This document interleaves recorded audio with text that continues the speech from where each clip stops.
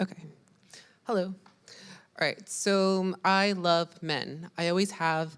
I like the feel of like their 5 o'clock shadow on my face and how they have the most internal interest in like the most not stupid but useless things, like I don't know, like the robots that turn into cars, or like the name of that ship that flies in the sky with that lightsaber thingy. Like they just know that kind of stuff, and I find that really endearing. But I have a really tough time keeping my feelings to myself.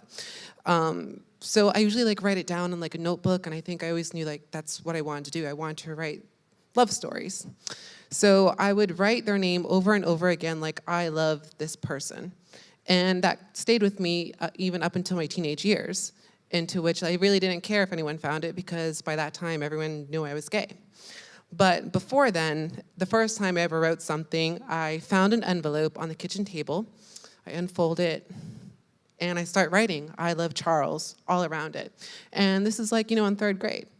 But I couldn't let anyone know if they found the envelope that I loved Charles. So I folded it back up, taped it back up, and I wrote, I hate Charles.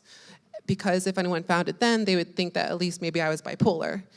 And so I wrote, I hate Charles, all over, front, back, every inch of it. Put it in my sock drawer, like the most obvious place a mother would look for, like their third grade son's like secrets. So, one night they bring me, her and my father, they bring me into the living room. They're like, so who's Charles? I'm like, who's Charles? I don't know. And they slowly pull out the envelope. I'm like, oh, that Charles. Like, the Charles that I love, the Charles that I hate. I'm not really sure what part of the fence you're on right now. So, so in the end, I don't know. I just kind of figure out, like, what do I do? What do I do? What do I do? So I tell them, we've always had, like, this rivalry. Like, we just never liked each other. And they were willing to let it go at that as long as I apologized to him. And I never did.